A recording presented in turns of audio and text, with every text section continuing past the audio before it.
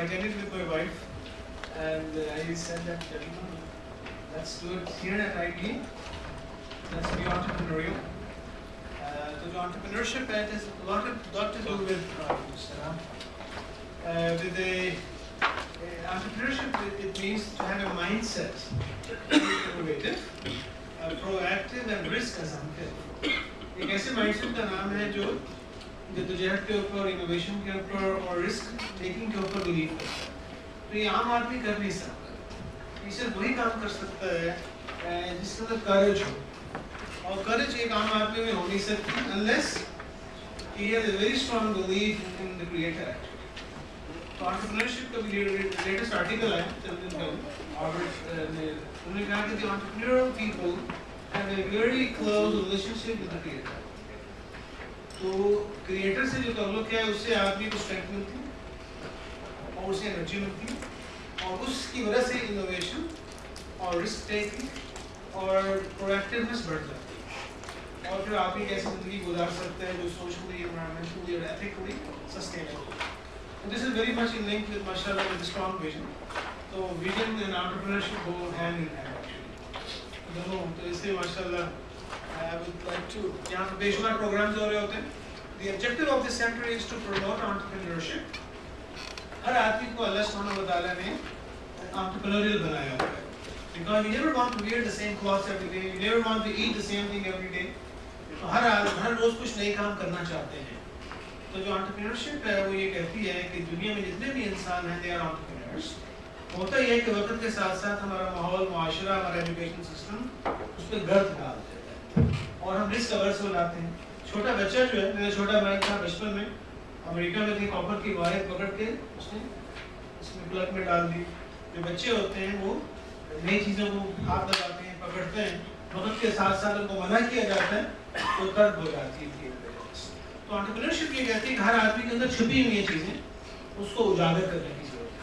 अल्हम्दुलिल्लाह इस सेंटर में we are doing various things. We have BBA entrepreneurship programme, family business and entrepreneurship का programme चल रहा होता है, शॉर्ट कोर्सेज भी चल रहे होते हैं कि कैसे आप अपनी पैशन की बेस के ऊपर अपने स्टार्टअप स्टार्ट करें, और जिनके स्टार्टअप चल रहे हैं वो उसको कैसे एक्सपेंड करें। Thank you very much and wish you great. इंशाल्लाह आई होप यहाँ पर फैसिलिटीज आर फाइन। कल इंशाल्लाह पूरा दिन होगा, खाना भी होगा इंशाल्लाह, और मस्जिद भी है। वी हैव माशाल्लाह our people are here, the whole team, the second row, so they will be at your disposal for any meeting। जी okay, I am Dr. Shahid Qureshi। I did my mechanical engineering from UT Lahore, and after that I did my manufacturing engineering from Thailand Asian Institute of Technology। I worked in the corporate sector for 12 years। 5 साल बॉम्बे में रहा, 7 साल cotton the power company में। फिर ख्याल आया कि MBA करना चाहिए। अगर MBA कर लेंगे, ये विजन की कहानी है एक्चुअली, MBA करना चाहिए। MBA अगर कर लेंगे ना तो कामयाब हो जाएंगे, ऑफिस CEO बन जाएंगे। तो आई वेंट टू लम्स इन 2000। तो मुझे बड़ा अच्छा लगा इसी तरह का एनवायरनमेंट, तो मैंने अप्लाई किया। I got an MBA admission, scholarship में मिल गया। तो I was a senior manager eight Capco. तो मैं सब कुछ छोड़ कर रिजाइन करके मैं अपनी बच्चों के साथ उधर आ गया। मेरे पास 10 लाख रुपए थे। 2 साल में बच्चे भी पढ़ रहे थे, मैं भी पढ़ रहा था। तो जब मैं MBA करके फारग हुआ तो मेरे पास 5,000 रुपये बचे, and that was only asset. 5,000 रुपये और एक गाड़ी थी, and my wife and 2 kids. तो उसके बाद हुआ ये कि अजीब कहानी पर लंबी हो जाएगी, आपसे क्विक। हुआ ये कि मुझे एक एंटरप्रेन्योर मिला लंच में। उसने कहा यार आपने जॉब क्यों करेंगे, ऐसा काम करें जो पाकिस्तान को फ़ायदा पहुंच जाए। लाहौर और पिंडी के दरमियान कोई यूनिवर्सिटी नहीं है, या लाहौर में या पिंडी में, गुजरांवाला बीच में आता है, वहाँ नहीं है। तो लेट्स मेक यूनिवर्सिटी है। तो उन्होंने कन्विंस कर दिया। तो अल्हम्दुलिल्लाह I was the dean and director for that university. तो MBA में पढ़ रहा था, अगले दिन मैं डीन एंड डायरेक्टर था। तो वहाँ पे जब मैंने पढ़ाना शुरू किया, टीम बन गई। तो एंटरप्रेन्योरियल बिजनेस स्कूल था, क्योंकि वो that is famous for Gujranwala, Gujarat, Wazirabad entrepreneurship की। तो वहाँ पता चला कि वाह, विजन तो नाम तमाम है, क्योंकि एकेडमिक्स में PhD करना जरूरी होता है, क्योंकि उसके बगैर तो आप नहीं जा सकते। तो फिर I applied again after 2 years। I got a scholarship from Germany. तो मैं जर्मनी जा रहा था, फिर मेरे पास 10 लाख रुपए थे।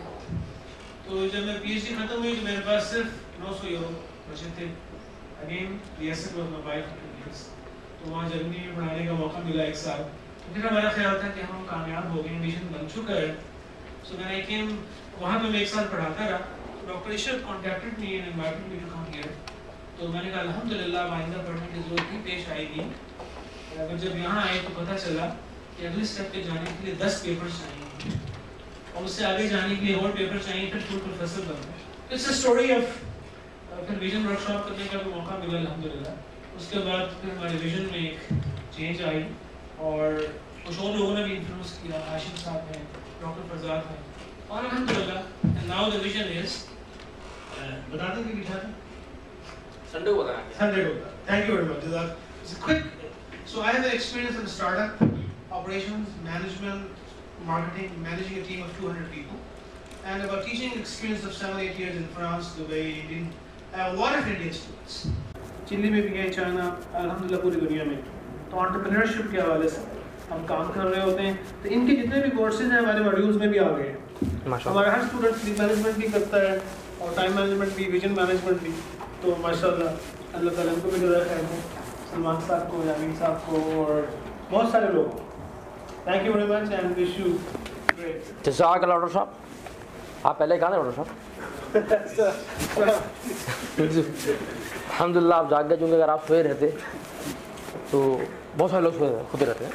अच्छा जी, बिस्मिल्लाहिर्रहमानिर्रहीम, अस्सलामु अलैकुम रहमतुल्लाहि व बरकातुहू।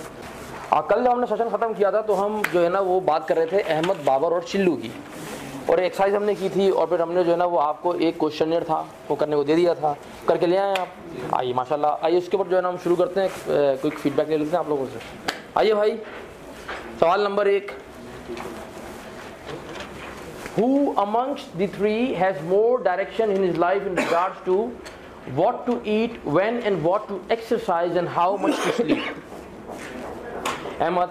Question number 2, even if they don't quite reach their targets, who has a better chance of having good health over the next 5 years?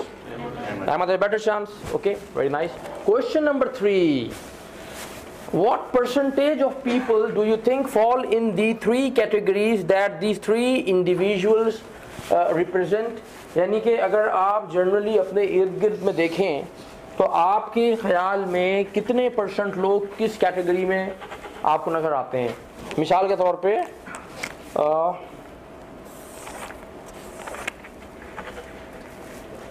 Category A, B and C, यानी कि आपके ख्याल में ऐसे कितने लोग होते हैं आपके सराउंडिंग में, जनरली सोसाइटी में, जिनके विजन की क्लैरिटी अहमद जैसी होती है? यानी मतलब इसका क्या है कि उनके पास एग्जैक्ट स्पेसिफिक नंबर होता है कि यार मैंने अगले 5 साल में मेरा वेट इतना होना चाहिए, cholesterol, blood pressure, sugar, creatinine, endurance level, हर चीज़ बिल्कुल क्लियरली उनको मालूम होती है। बाबर जैसे कितने लोग जिनको एग्जैक्टली मालूम होता है कि यार मुझे इस रेंज में ये चीज़ें चाहिए, और ऐसे कितने लोग होते हैं कि जो चिल्लू जैसे होते हैं जो कहते हैं कि हमें गुड हेल्थ चाहिए होती है। ठीक है, तो मैं आपका ख्याल पूछूंगा, जो आप बताएंगे वो मैं लिख लूँगा। ठीक है, आइए रेहान साहब आप बताएं कि आपके ख्याल में क्या है? 10, 20, 70। ओके, 10, 20, 70। आइए खालिद साहब। 2, 18 and 80। 2, 18 and 80। 1, 9, 90। आइए 2, 8, 90। 10, 60 और 30।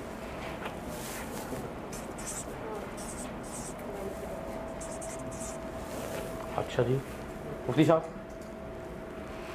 10, 10, 30, 60। ठीक है, 10, 36। क्या कोई कनेक्शन लिया आपने? 1, 5, 94। 1, 5, 94। माशाल्लाह। 8, 12। 8, 12, 80। 5, 15, 80। 5, 15, 80। ठीक है, डॉक्टर साहब। 10, 30, 60। अच्छा, आइए मैडम पीछे, मिसेस अहमद। 10, 15, ओके, 10, 15, 75। 5, 20, 75। 5 20 75 10 30 60 5 15 85 नहीं 5 80 ठीक।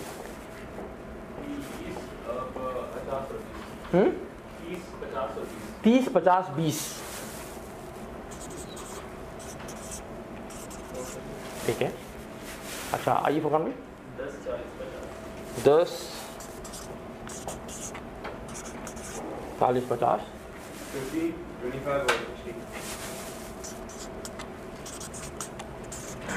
ठीक है जी 5 और 90 5 5 90 ओके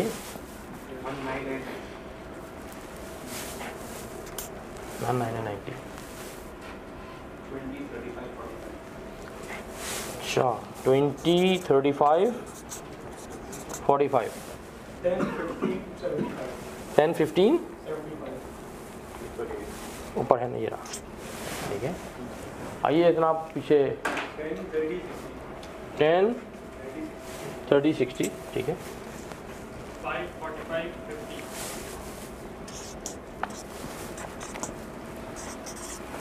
ठीक है 5 15 ठीक है 5 25 70 है ओके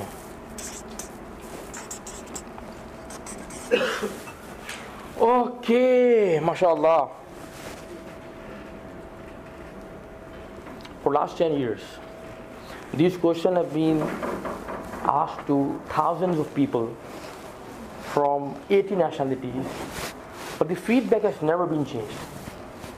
कभी ऐसा नहीं हुआ कि फीडबैक चेंज हो गया है ना। पाकिस्तानी जवाब दें, इंडियन जवाब दें, अरब हो, गोरे हो, काले हो, अफ्रीका से हो, फार ईस्ट के लोग हों, सेंट्रल एशिया के लोग हों, तो रिजल्ट क्या निकल के आ रहा है कि लोग ये कह रहे हैं कि एक बहुत ही छोटी सी माइनॉरिटी होती है, बहुत थोड़े से लोग होते हैं जिनके विजन्स में क्लैरिटी बहुत हाई लेवल की होती है और एक अजीम अक्सरियत होती है, an overwhelming majority who fall in category C. ये जनरल फीडबैक बता रहा हूँ मैं आप लोगों को। यानी कि लोग हम ये कह रहे हैं अगर आप इसका भी निकाल लें, मीन निकाल लें, तो यूल फाइंड आउट कि अक्सर लोग जो है वो कैटेगरी सी में हैं होते हैं आमतौर पे, और बहुत कम लोग होते हैं कैटेगरी बी में होते हैं, कुछ लोग कैटेगरी बी में होते हैं, बहुत थोड़े से लोग ए में होते हैं, कुछ लोग बी में होते हैं, अक्सर लोग सी में होते हैं। यही कह रहे हैं ना भाई, ये आ रहा ना, ठीक है भाई। आइए अगला सवाल। In your view which category of people do you belong to? सच्ची सच्ची हम में से कितने लोग हैं, हम में से कितने लोग हैं जो ये कहते हैं कि उनके पास अहमद की तरह बिल्कुल क्लियर स्पेसिफिक विजन मौजूद है, एग्जैक्ट नंबर्स मौजूद हैं कि वो क्या चाहते हैं? ऐसे कितने लोग हैं? Please raise your hand. 1 2 3 भाई 3 लोग मौजूद हैं माशाल्लाह। कितने लोग हैं जो ये कहते हैं कि उनके पास जो है वो बाबर की तरह अगले 5 साल की ब्रैकेट्स मौजूद हैं, लिखी हुई क्लियरली बिल्कुल? 1 2 3 4 5 6 7 8 9 10 11 ओके। तो बाकी लोग कहाँ हैं पर? तुम्हारा मुबारक हो, इसलिए कि आपकी जो फीडबैक है it has proven correct in this room. सही होगी ना? 3 out of 35 कितने परसेंट मतलब भाई? 3 out of 35 अराउंड 10%। 11.5%। अच्छा, तो इसका मतलब ये है कि हम देखेंगे कि हमारे छोटी सी माइनॉरिटी है, तो 3 लोग इधर आ रहे हैं, 10 लोग इधर आ रहे हैं, बाकी लोग इधर आ रहे हैं, तो मतलब ये है कि ये तो हो गया। अरे ये भी कभी ऐसा नहीं हुआ कि चेंज हो गया हो, ऐसा ही होता है। पर यहाँ पर तो इस कमरे में 3 लोग ए में निकल आए, 3 लोग ए में निकल आए हैं, वरना आम तौर पे ऐसा होता है कि किसी अक्सर कोर्सेज में एक भी हाथ खड़ा नहीं होता, एक कैटेगरी में हाथ खड़ा नहीं होता। यानी कि अगर मैं 500 लोगों को ट्रेन करता हूँ तो 500 में से 5 लोग निकल के आते हैं, टोटल। तो पिछले कई कोर्सेज के बाद मुझे कोई 3 लोग मिले हैं जो ये कह रहे हैं कि जी हम कैटेगरी ए में जी। मेरा ये सेशन के बाद है। हाँ वर्कशॉप के बाद है आपका, नहीं है तो ना, अभी तो है ना, और कमरे में तो आप है ना, चेंज हो गया ना, ठीक है। तो वरना क्या था 500 600 700 लोग गुजरते हैं तो 3 4 500 निकल के आते हैं।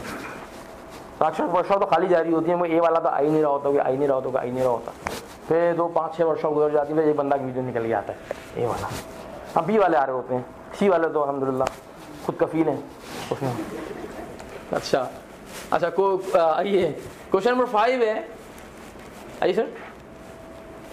हाँ, what category would you like to belong, would you want to belong to, यानी कि आप अगर चाहें तो आप किस कैटेगरी में चाहते हैं। मैं जहाँ अभी मैं सी में हूँ, किधर भी हूँ, आप चाहते क्या हैं कि आप चाहते हैं कि आपके विजन्स की जो क्लैरिटी है, ऐसे कितने लोग जो चाहते हैं कि उनके विजन के अंदर क्लैरिटी अहमद जैसी हो, अहमद जैसी क्लैरिटी हो विजन के अंदर, माशाल्लाह। ऐसे कितने लोग हैं चाहते हैं कि उनकी क्लैरिटी जो है वो बाबर जैसी हो, 1 2 3 4। ऐसे कितने लोग हैं जो चिल्लू पने की जिंदगी गुजारना चाहते हैं? कोई नहीं है। वाह, अच्छा again this has been happening for last 10 years। हमेशा ये होता है, अक्सर लोग चाहते हैं कि वो कैटेगरी, उनके विजन के अंदर क्लैरिटी कैटेगरी ए वाली होनी चाहिए। कुछ लोग होते हैं, हमेशा 2 3 4 लोग होते हैं कहते हैं कैटेगरी बी सही है, ऐसा क्यों? More realistic. मुझे यही नजर है। I don't know. हम देखेंगे इसको, ठीक है। और आमतौर पे लोग नहीं चाहते कि वो कैटेगरी सी में हों, लोग नहीं चाहते कि वो चिल्लू वाली ज़िंदगी बसर करें, ये चाहते नहीं हैं। लोग कर रहे होते हैं तो अलग बात है, चाहते नहीं हैं, देखना चाहते हैं बी में या ए में, मेजॉरिटी ए में, कुछ लोग बी में। आइए क्वेश्चन नंबर 6, आइए, why would you like to be in the category that you have chosen above? If majority of the people are saying that you like to be in category A, you like to have the clarity, level of clarity like Ahmed has, why? क्यों? Probability बढ़ जाती है कि आपकी healthy life, discipline, More likely to जी। आप अगर M target पे करेंगे, भले थोड़ी इधर उधर भी गोली लग जाए, लेकिन एम तो टारगेट पे ही करना चाहिए। हाँ मतलब हाँ, तो उससे क्या फायदा होगा? मतलब ज़्यादा चांस होगा इस बात का कि टारगेट पे लग जाए। अगर नहीं भी मिस भी हो गया तो थोड़ा बहुत भी इसे होगा, ज़्यादा इधर उधर। लेकिन अगर आप एम ही कहीं और, यानी कि आप ये कह रहे हैं कि अगर मैं टारगेट करता हूँ कि I would like to get 100 out of 100 in mathematics, हाँ,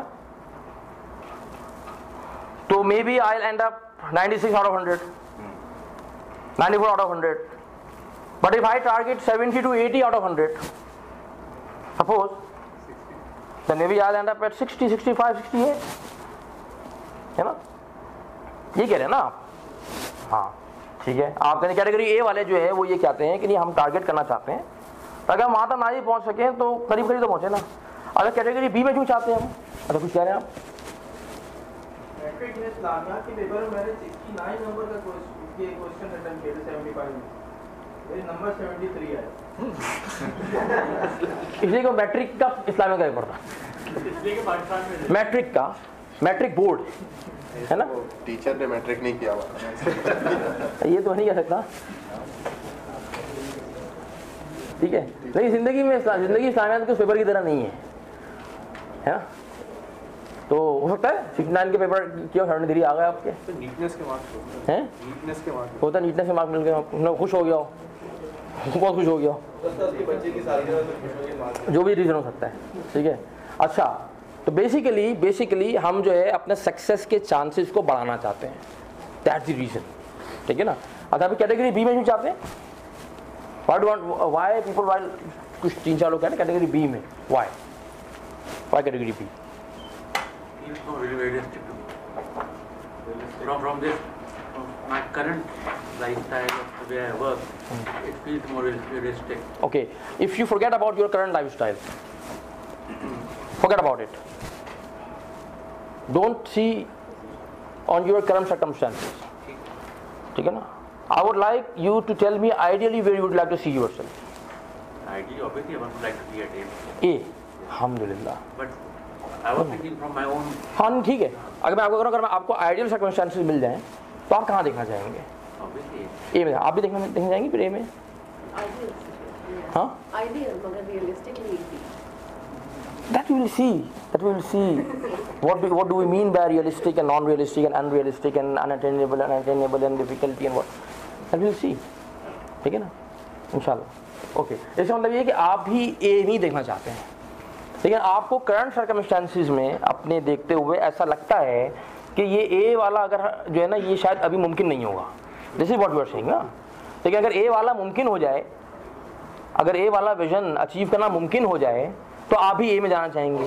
इसका मतलब ये है कि सब लोग ए में जाना चाहेंगे.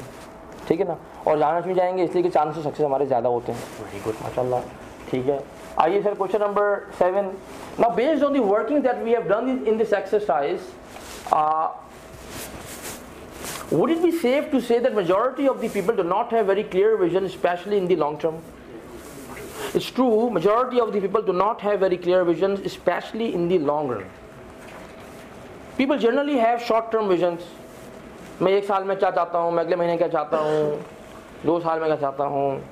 Even the businesses that we do consulting with, and we go there and we ask what's your vision, तो usually लोगों का vision क्या मतलब vision?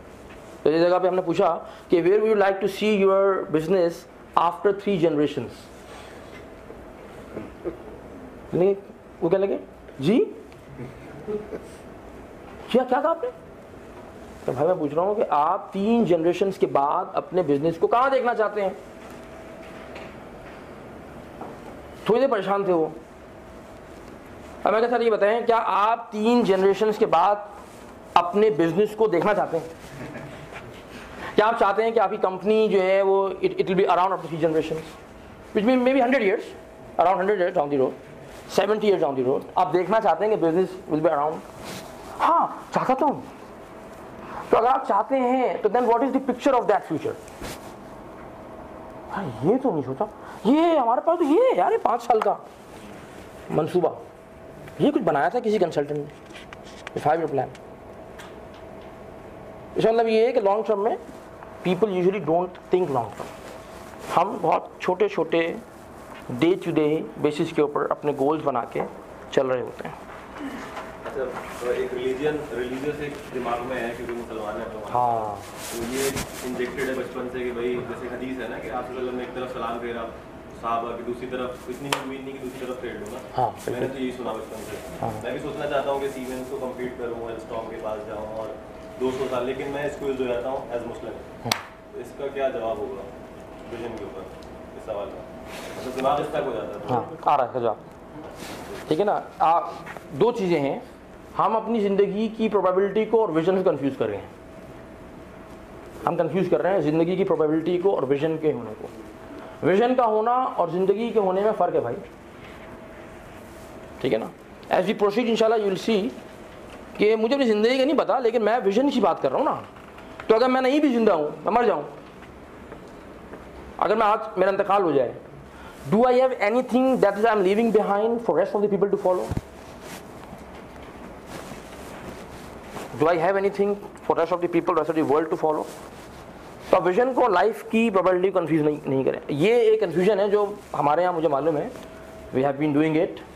और ख़ास तौर पे ये जो हम जैसे मेरे जैसे चिल्लू होते हैं, रिलीजियस पीपल, उनमें ज़्यादा है. उसके पीछे पूरी तारीख है, वो क्यों है, क्या है, आप कुछ करें.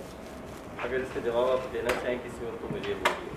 आपको I would like to give the answer of this. हाँ, जब आगे चल की बात आएगी वो क्लियर हो जाएगा भाई इंशाल्लाह. अच्छा ठीक है, very good.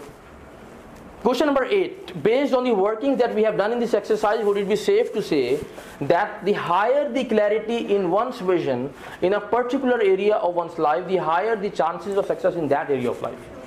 True. And this is one of the most significant questions of this questionnaire. याद रखें, अहमद साहब जो हैं उनका विजन बहुत क्लियर है फॉर हिज हेल्थ. मगर जैसे मैंने कल अर्ज किया था, ज़िंदगी में बहुत सारे रोल्स होते हैं, बहुत सारी चीज़ें होती हैं, बहुत सारे एस्पेक्ट्स होते हैं. आपका जिस आपकी लाइफ के एस्पेक्ट में विजन बहुत क्लियर होगा, वहां पे आपकी कामयाबी के इम्कानात ज़्यादा होंगे, और आपकी लाइफ के वो एरियाज, वो रोल जहां पे आपका विजन की क्लैरिटी जो है उस लेवल की नहीं होगी, वहां पे आपकी कामयाबी के चांसेस डिम होना शुरू हो जाएंगे। मिसाल के तौर पे अहमद के चांसेस जो है ना वो in terms of his health are very good, is very माशाल्लाह क्लियर, स्पेसिफिक टारगेट, एवरीथिंग। लेकिन अगर अहमद के पास यही लेवल ऑफ क्लैरिटी ना हो उसके as a role of father के अंदर, फादर भी सपोज करें फादर हो, उसके बच्चे हो, और वो क्लैरिटी ना हो जितनी उसकी हेल्थ के बारे में, तो क्या क्लैरिटी का ना होना उसके फादर के रोल में उसको रिस्क पे डालेगा ना? अगर उसके पास ये क्लैरिटी ना हो सपोज अपने प्रोफेशनल या बिजनेस की ग्रोथ के अंदर, तो क्या वो क्लैरिटी का ना होना उसकी उस ग्रोथ के चांसेस को रिड्यूस करेगा? है भाई, करेगा ना। इसका मतलब ये है, तो मैंने कल जो एक्सरसाइज की थी, कहाँ है हमारे वो भाई मिट्ठू अनस साहब, जिनका विजन जो है यहाँ से किसी ने जो है ना वो इस जाल ने मिटा दिया है। तो जहाँ जहाँ पे आप बहुत क्लियर हैं वहाँ पे आप बड़ा बड़ा काम कर जाते हैं, और जहाँ क्लैरिटी नहीं होती है वहाँ पे हम काम नहीं करते। नतीजा ये होता है कि वो हमारा वो एरिया बन जाता है जो आहिस्ता आहिस्ता आहिस्ता आहिस्ता हमारे रिस्क को बढ़ा रहा होता है उस एरिया में, है ना। कहते हैं ना, the strength of a chain is the strength of its weakest link. अगर वो चेन टूटेगी तो कहाँ टूटेगी भाई? जहाँ से जो कमजोर कड़ी होगी, जो वीकेस्ट लिंक होगा वहां से ब्रेक होगी ना। हाँ भाई शाह साहब, वहां ब्रेक होगी ना। तो I am very clear about my health, suppose बड़े जनाब स्पेसिफिक टारगेट, बड़े टारगेट है, लेकिन जिन एरियाज में नहीं है वहां पे मैं चोट खा जाऊंगा। हस्बैंड का रोल क्लियर नहीं है, मैं मार खा सकता हूँ। सन का रोल क्लियर नहीं है, मैं मार खा सकता हूँ। फादर का रोल क्लियर नहीं है, मार खा सकता हूँ। एज अ सिटीजन अगर मेरा रोल, मेरे पास क्लैरिटी नहीं है कि मैं क्या करना चाहता हूँ, maybe I end up making mistakes. तो इसीलिए हम जब लॉन्ग टर्म विजन की, एक तो हमें लॉन्ग टर्म होना चाहिए, दूसरा ये कि हमें अपनी जिंदगी कॉम्प्रिहेंसिव देखना चाहिए। I have market calls. Okay. Reason being, when you discuss what like you are talking about chain and weakest link. The point is, if you are clear in vision in one particular area, but the other areas are blurred, those blurred will eventually affect this clear area as well. If a person is very clear about his health, but he is not doing well in the professional life, eventually it will affect his health as well.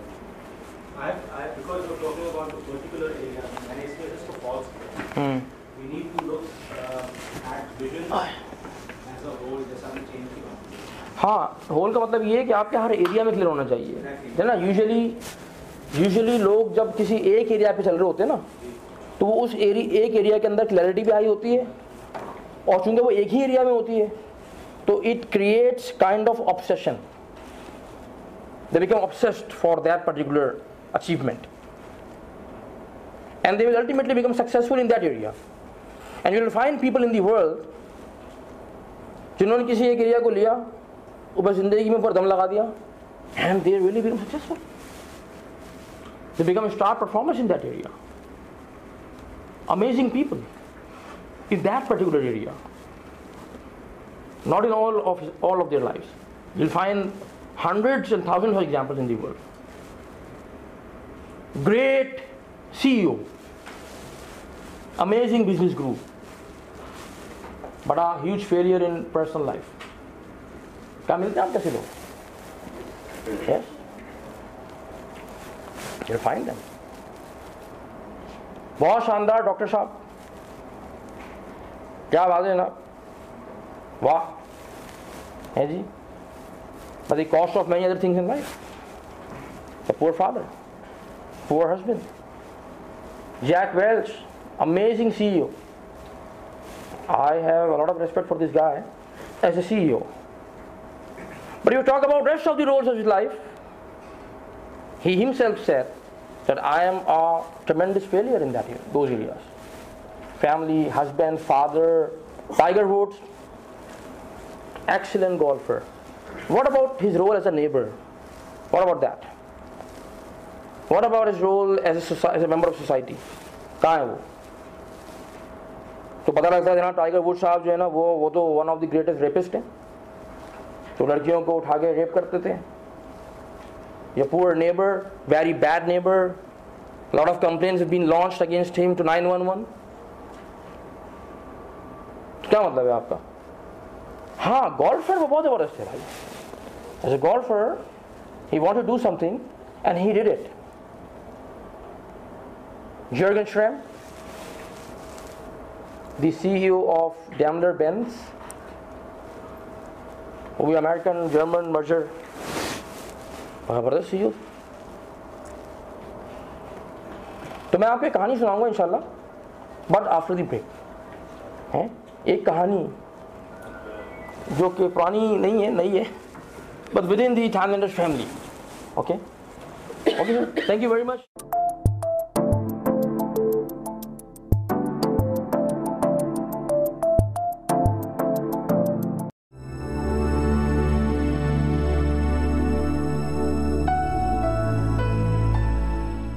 अच्छा जी, बिस्मिल्लाहिर्रहमानिर्रहीम। और इसको बंद कर दें। तो मेरे से पहले हम बात कर रहे थे उस क्वेश्चनियर की, और मैं आपको कहता मैं कहानी सुनाना चाहता हूँ। कहानी, कुछ कहानियाँ सच्ची होती हैं, कुछ कहानियाँ मेड अप स्टोरीज होती हैं। तो जैसे कल मुर्गे वाली कहानी थी, वो एक मेड अप स्टोरी टाइप की चीज़ है। तो मैं भी कहानी सुनाने जा रहा हूँ, ये एक सच्ची कहानी।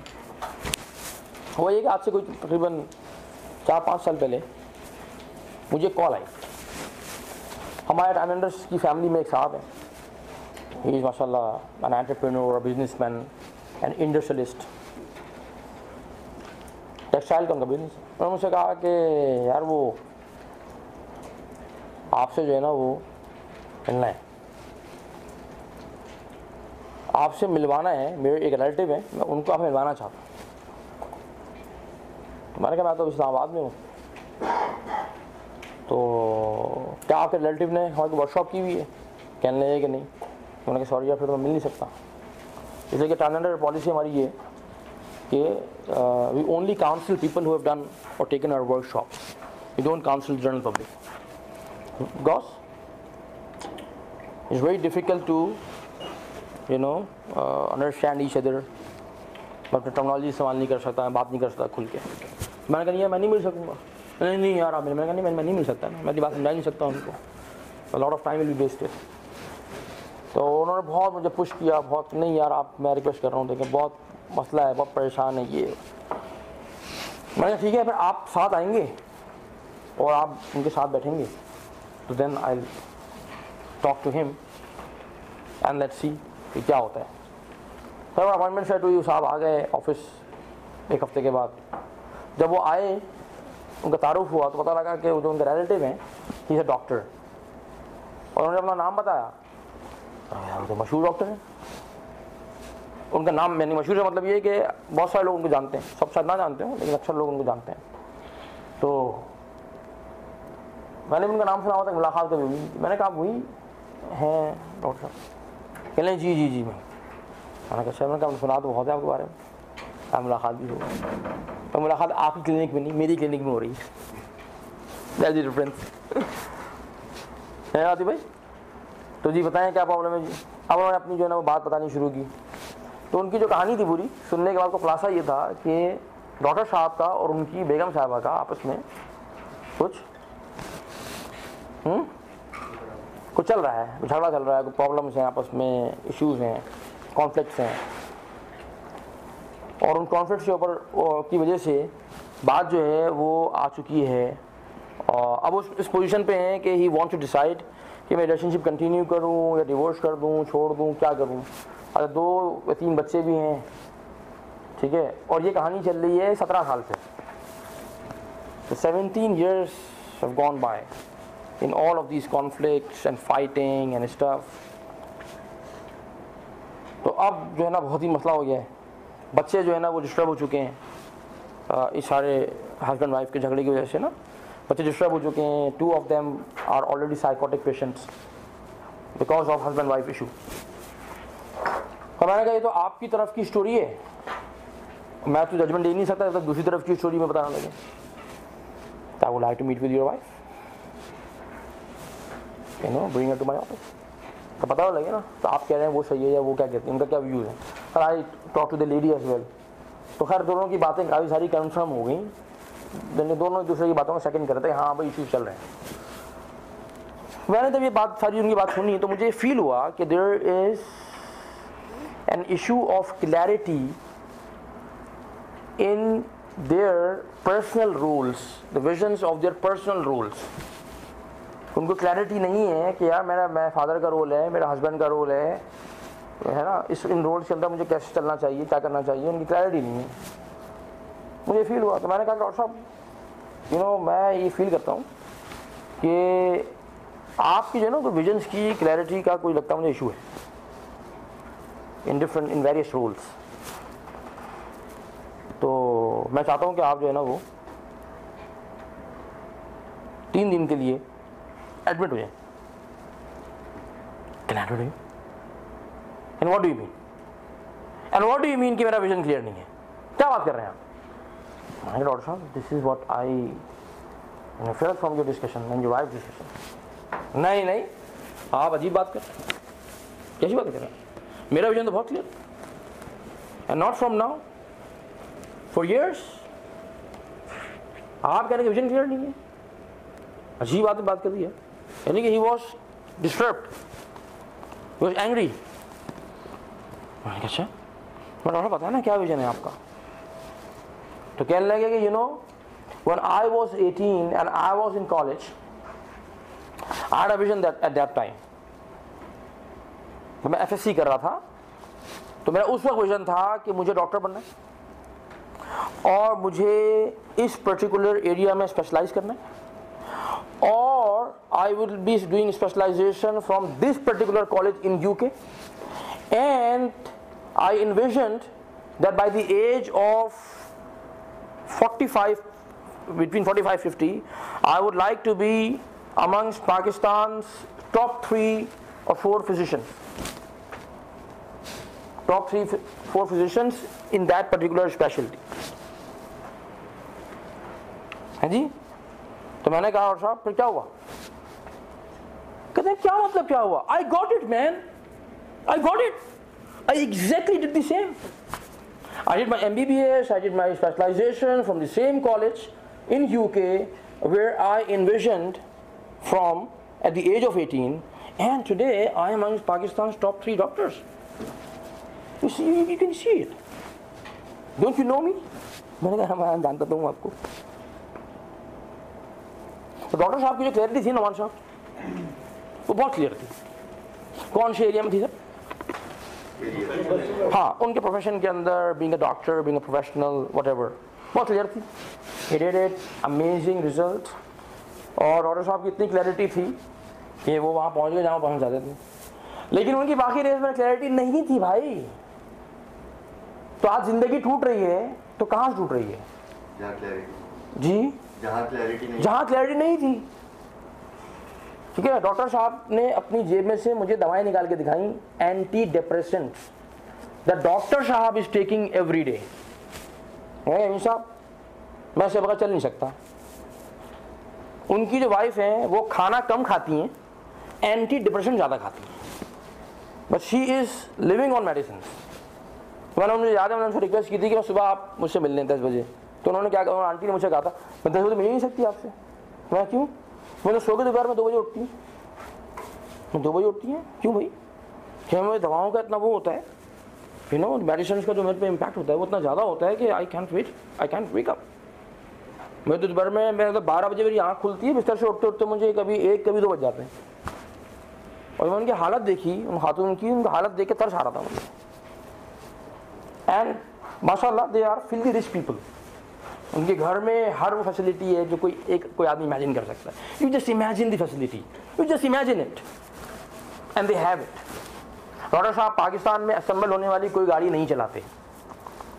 ही doesn't drive Toyota, no Honda, no Suzuki, he only drives imported vehicles. जो पाकिस्तान में असेंबल होती हैं वो गाड़ियाँ डॉक्टर साहब के बकौल मेरे स्टैचर पे नहीं आती। उनको आज अगर फ़ोन किया जाए अपॉइंटमेंट के लिए तो आपको अपॉइंटमेंट मिलता है 2 महीने बाद का, 2.5 महीने बाद का, बहुत तीर मारेंगे तो शायद 1.5 महीने बाद का मिलेगा, या आप कोई सोर्स लगाएं, कोई ताल्लुक निकलवाएं तो नंबर मिल जाएगा। फिर उनका ट्रैवल, ये personal physician to many of the government leaders not only in Pakistan but other countries as well. माशाल्लाह, बहुत बड़ा, अल्लाह सुब्हानहू जिसको चाहे दे दे, बहुत अच्छी बात है। लेकिन बाकी का क्या करेंगे भाई, अब क्या करेंगे, बच्चे साइकोटिक हो गए ना। He was crying. तो डॉक्टर साहब यूके में थे and he was doing his specialise कर चुके थे, मेरे ख्याल में वहाँ पे प्रैक्टिस कर रहे थे, रिसर्च कर रहे थे, and he was the only son of his parents. एक ही बेटा है। उनके वालिद साहब का इंतकाल हुआ कराची में। उनके रिलेटिव ने उनको इन्फॉर्म किया कि भाई आपके अब्बा की बहुत हालत ख़राब है, इज इन ICU, डॉक्टर्स कह रहे हैं कि बहुत कम चांसेस हैं, आप वापस जल्दी से आ जाओ यार, कराची पहुँच जल्दी से। डॉक्टर साहब ने रिस्पॉन्ड किया मेरे रिलेटिव्स को कि सॉरी यार, मैं तो आ नहीं सकता भाई, मैं तो बहुत ही क्रिटिकल स्टेज पे हूँ, अपनी रिसर्च के इस वक्त छोड़ के आ जाऊँगा, मैं कैसी बातें करो यार, इतनी मैंने ज़िंदगी में मेहनत की है, मैंने 15 साल आगे पढ़ाई की है, 10 साल आगे मैंने पढ़ाई की है यार, ये काम करो यार, you know take care of my father, मैं आपके यहाँ से ना वो भिजवा रहा हूँ, पैसे भिजवा रहा हूँ, और जो ना आप प्लीज़ कर लो, मैं आ नहीं सकता, इसमें बहुत क्रिटिकल स्टेज है मेरी। And he did not come back and father passed away in the ICU of a hospital in Karachi. मोहल्ले वालों ने शरारत तस्वीर की। अम्मी जान बेटे की राह तकती रहीं और 2 साल बाद अम्मी का भी इंतकाल हो गया। एंड बेटे जान did not come because beta was very busy in pursuing his vision, his career, his profession, my dear friends. And again he sent some money, कुछ उन्होंने भिजवा दिए पाउंड्स वहाँ से अपने रिश्तेदारों को। उन्होंने यार अम्मी रतीन कर दो, बाकी घर बार को लॉक कर दो, मैं जब आऊँगा ना कराची फिर मैं देख लूँगा क्या करना है।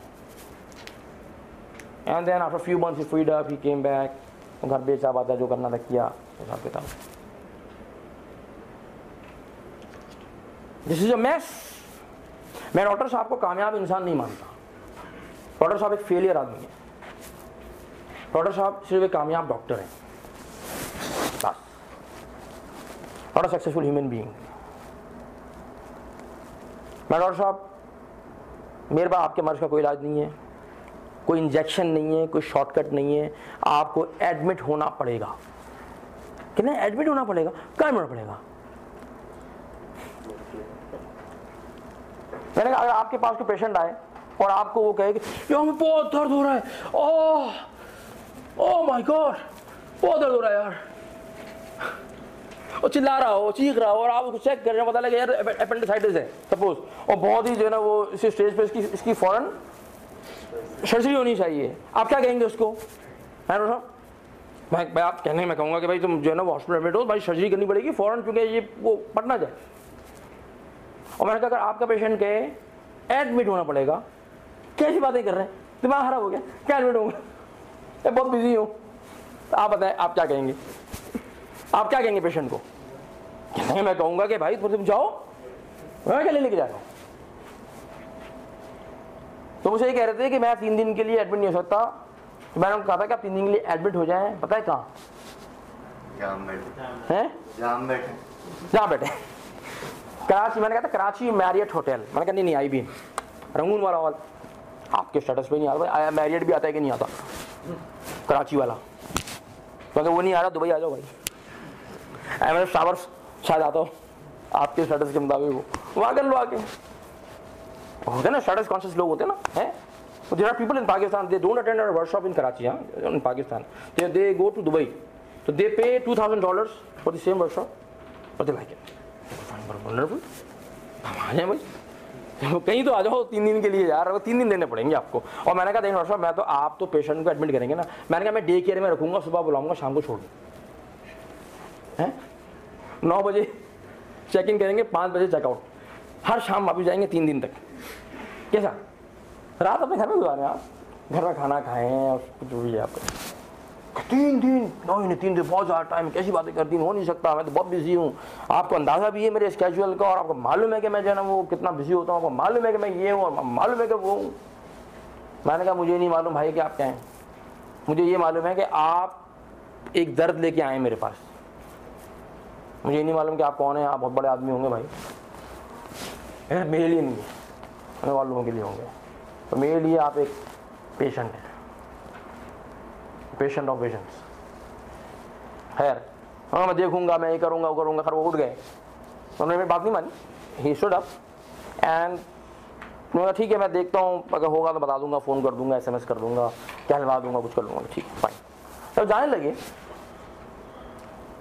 तो वही है कि जब हमारा ऑफिस छोटा सा ऑफिस है, ऑफिस में एक छोटा सा मीटिंग रूम है, छोटा मीटिंग। तो ऑफिस भी उनके शर्ट पे नहीं आ रहा था, उन्होंने देखा था ऑफिस की पूरी काम बुलाया मुझे, ये काम उठा दिला। खैर वो उठे तो खिड़की से बाहर शारा फैसल नज़र आती है, तो इत्तेफाक से उनको निगाह पड़ गई बाहर। तो बाहर उन्होंने कोई मंजर देखा है ना साहब, वो मंजर जब उन्होंने देखा तो मुझे कहने लगे जमीन साहब यार आप इधर मैंने एक चीज़ दिखानी है। तो मैं टेबल के उस तरफ से आया, उस विंडो की साइड पे आया, तो वो देखें पीछे मैं सड़क पे देखा। मंजर ये था कि एक गधा गाड़ी जा रही थी, गधा गाड़ी, और गधा गाड़ी के ऊपर 2 लड़के बैठे हुए थे, उनकी एजेस होंगी जो 18-20 साल के आसपास।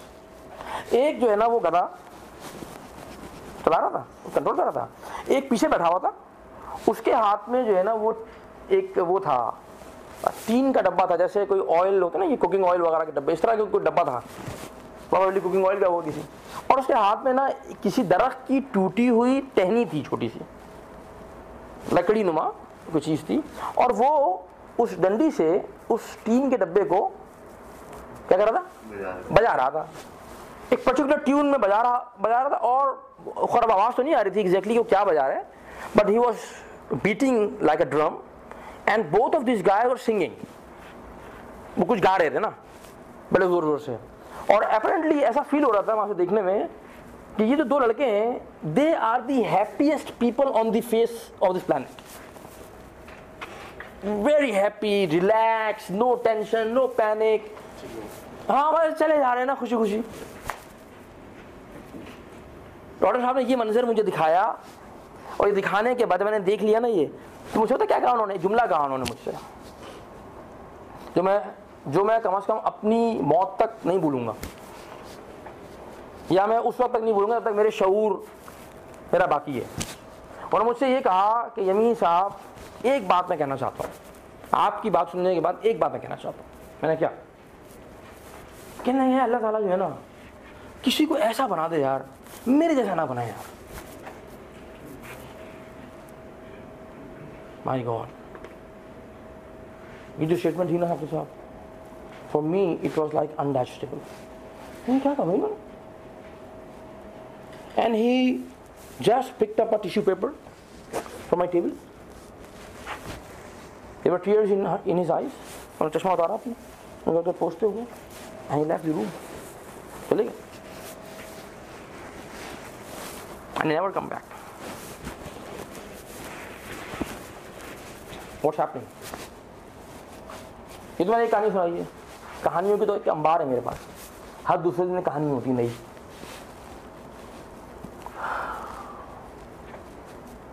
क्योंकि विजन्स को हमने समझा है कि किसी एक एरिया में होता है, बस उस एरिया में काम करो, यही है विजन।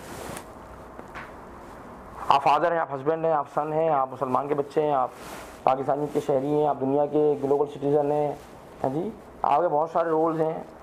forget it.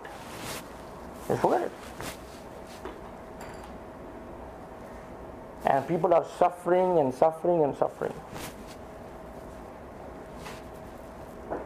इसीलिए मैंने आपको कहा था डॉक्टर साहब कि when you have a clear vision in one role, that increases your chances of success in that particular role.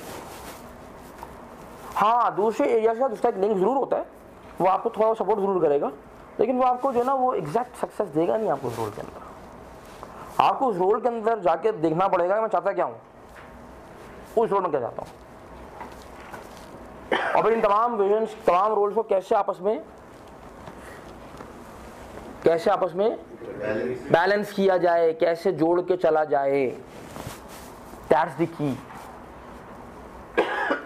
We were to learn this, अगर हम सीख लें आतिफ भाई, अपनी बात समझ में आ जाए और मैं अपनी बात समझा पाऊँ, अगर मैं समझा पाऊँ तो आपकी ज़िंदगी में इनकलाब आ जाए संडे के बाद। है मेरे भाई, आ सकता है ना, तो आपकी ज़िंदगी में आया हुआ है माशाल्लाह। ये है बात। अब जो कैटेगरी बी और ए वाली बात थी, आइए मैं उसको भी थोड़ा सा एड्रेस कर दूं। एक तो बात ये है कि जी मैं अपने करंट सर्कमस्टेंसेस में देख रहा हूं कि मुझे लगता नहीं है कि मैं ये कर सकता हूं। It is looking unrealistic at this point in time, which may be true. आपकी करंट सर्कमस्टेंसेस में बात सही हो सकती है। एक और भी जो है ना वो माइंडसेट होता है, लोग कैटेगरी ए चूज नहीं करते बहुत सारे, और कैटेगरी बी चूज करते हैं कुछ लोग। वो क्यों करते हैं? वो सोच रहे होते हैं कि यार कैटेगरी बी अगर मैंने ए चूज कर ली तो बहुत काम करना पड़ेगा, तो बहुत मेहनत करनी पड़ेगी, इसके ऊपर तो जो है ना बहुत ज़्यादा टाइम लगाना पड़ेगा है, और फोकस होना पड़ेगा, तो ये तो बहुत मुश्किल काम है, ये तो मैं नहीं कर सकता। हाँ, कैटेगरी बी ये है कि यार आप कोई मिला जुला रुझान होगा और कुछ चल जाएगा, कुछ थोड़ा छोड़ देंगे, आसान होगा। आसानी नजर आती है कैटेगरी बी में, मुश्किल नजर आती है कैटेगरी ए में। ये बात है ना। तो मैं ये कहता हूं कि ये तो अगर सपोज करें कि वो मुश्किल जो आपको नजर आ रही है वो आसान हो जाए तो लोग हाँ फिर तो ए हो जाएगा। और तो मुश्किल नजर इसलिए आ रही होती है कि वो लगता है ऐसा है कि ये कोई बहुत ही मुश्किल काम है जो हो नहीं सकता। तो उस मुश्किल को भी अगर आसान हम कर लें तो आप देखेंगे कि यार ये तो बहुत आसान है, और मुश्किल आसान हो सकती है by properly strategizing your vision। लेकिन आप विजन को देखते हैं ना, 75 किलोग्राम और जो ना कोलेस्ट्रॉल और बॉडी फैट रेशियो, यार ये तो नहीं हो सकता भाई। वो 5 साल के बाद है ना, और 5 साल के बीच में भी तो कुछ करना है आपने, जहां जो करते करते वहां पहुंचेंगे आप, तो उसको स्ट्रेटेजाइज तो करें, पहले उसको ब्रेक डाउन तो करें इनटू स्मॉलर थिंग्स। क्या कहते हैं ना कि यार एक हमारे दोस्त हैं, और साल में कितनी किताबें पढ़ी? पिछले साल 180 किताबें पढ़ी मैंने। एक साल में 180 किताबें। वो भाई वो आदमी है जीनो कौन है? अच्छा, उस बंदे के लिए मसला ही नहीं है। और असल में वो he is very good in reading माशाल्लाह। उनकी जो रीडिंग स्पीड है माशाल्लाह, वो पढ़ते हैं। चलो मैं 180 नहीं कहता हूँ, मैं लोगों कहता हूँ कि यार साल में कोई 20 किताबें तो पढ़ो यार, 25 किताबें 20-25 किताबें तो पढ़ो साल में। 20-25 किताबें यमीन भाई, वो भाई 20-25 किताबें कौन कैसे पढ़, टाइम ही नहीं होता यार 20-25 किताबें पढ़। क्योंकि हम क्या देख रहे हैं पूरा साल, हम देख रहे हैं 25 किताबें 25 किताबें नजर आती है इतनी सारी, टक टक टक टक टक। नहीं, ये तो बहुत सारी हैं। अच्छा, अगर साल में 25 किताबें पढ़नी है तो 6 महीने में कितनी पढ़नी है? तो साल में 12 पढ़नी है। चलो साल में 24 हो तो 6 महीने की 12 हो गए। अगर 6 महीने की 12 हैं तो 1 महीने में कितनी है? 2 हैं। अब नंबर छोटा हो जाएगा ना। अगर महीने में 2 किताबें पढ़नी है और सपोज करें 500 पेज की किताब हो, तो एक हफ्ते में कितने पेज पढ़ने हैं? महीने में 1000 पेज हो गए ना। महीने में 1000 पेज हो गए तो हफ्ते में कितने हो गए? 4 हफ्ते में 1000 पेज हैं, तो एक हफ्ते में 250 पेज हैं। सपोज करें 125 पेज इस किताब के, 25 इस किताब के। तो अगर एक हफ्ते में 250 पेज है तो दिन में कितने हैं भाई? 30-35 पेज हैं जी, 35 पेज तकरीबन। तो क्या भाई दिन में 35 पेज पढ़ना है यार, और 35 पेज पढ़ने के लिए आपको आधा घंटा चाहिए होता, तो 35 पेज पढ़ सकते हो? हाँ 35 पेज तो हो जाएंगे, 35 पेज हाँ ये तो हो जाएंगे, 30-35 पेज तो हो जाएंगे। हम क्या करते हैं, वो 25 किताबें देख के ना बस हम डेड हो जाते हैं। हम विजन देखते हैं यार, ये बंदा कह रहा है यार मैं पता नहीं क्या कितने मिलियन बिजनेसेस मिलियन बिजनेस है, यार ये कैसे होगा यार, माय गॉड, तो हो नहीं सकता। And we get intimidated and we stop actually progressing. We stop ourselves even from being taking the first step. ये हो ही नहीं सकता यार, ये तो मुमकिन नहीं है। हम पहले ही हम उस जंग में कदम रखने से पहले ही हार जाते हैं। उस जंग में कदम ही नहीं रखा था। कहते हैं ना तू ही नादा चंद कलियों पे कनात कर गया, तू ही नादा चंद कलियों पे कनात कर गया, वरना गुलशन में इलाजे तंगिए दामा भी है। आज छोटा सोच के जो है ना वो आप कह रहे हैं कि यार बस हो गया यार, जबकि जो है ना वो गुलशन के अंदर तो भाई बहुत बड़ा है यार, चंद कलियां नहीं, आपको बहुत पूरा गुलशन आपका हो सकता है। You have to think about the whole gulshan, whole garden. Why only few flowers? Why not the whole of the garden?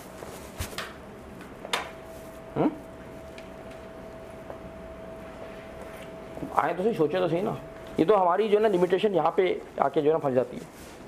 और क्यों फंस जाती है उसके पीछे आप कुछ कह रहे थे? हाँ, कोट एक हवाले से मुझे आ रहा था यार, don't let the fear of striking out stop you from playing the game. हाँ, यानी आप इस वजह से कि आउट हो जाएंगे, गेम खेलना ही छोड़ दें आप। तो ये तो बहुत खतरनाक पूनी है भाई। पूनी क्या होता है? पूनी तो बताइए मैंने, इम्पोर्टेंट रहेगी।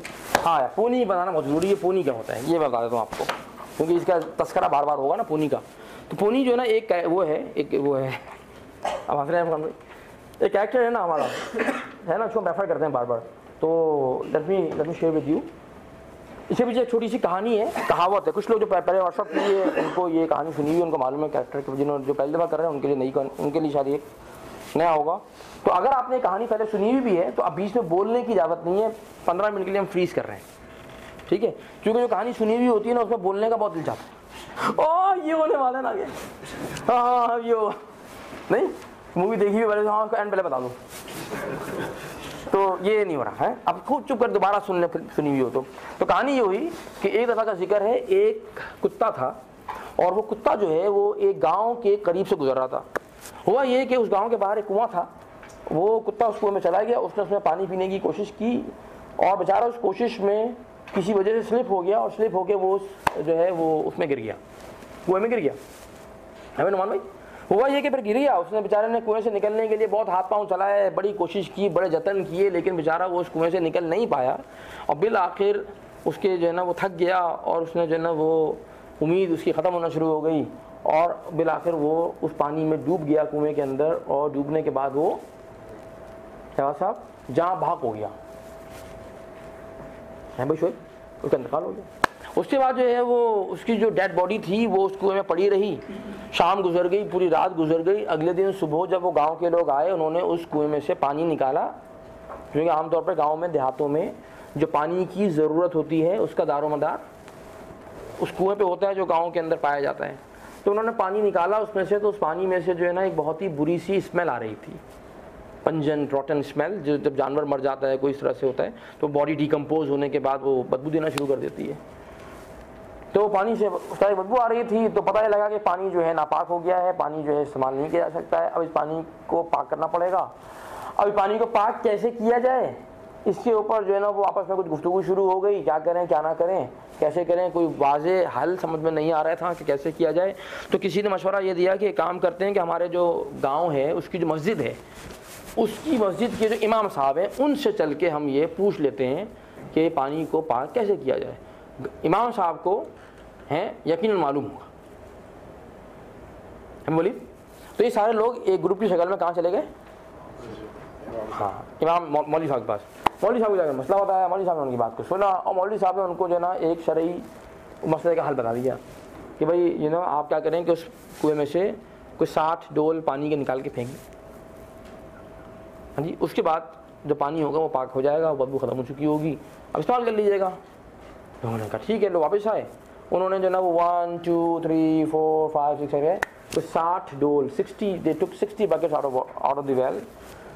तो उन्होंने मज़ीद पानी निकाला साकिब साहब, तो उसमें से जो स्मेल थी वो अभी भी वैसे ही आ रही थी जैसे कि पहले आ रही, यानी कि उस स्मेल पे कोई फ़र्क नहीं पड़ा। अब लोग जो है ना वो बड़े परेशान हो कि नहीं यार ये तो फ़ायदा नहीं हुआ। लोगों ने कहा कि यार कुछ ही गलती हो गई, रह गया है। अगर इमाम साहब दोबारा पूछते हैं, अरे वो इमाम साहब दोबारा गए, इमाम साहब ने उनकी बात सुनी। इमाम साहब समझे कि भाई गांव के लोग हैं, गांव में देहातों में तालीम नहीं होती लोगों के पास, और फिर जो है ना वो थोड़ा सा शक शुबा वहम ज़्यादा होते हैं,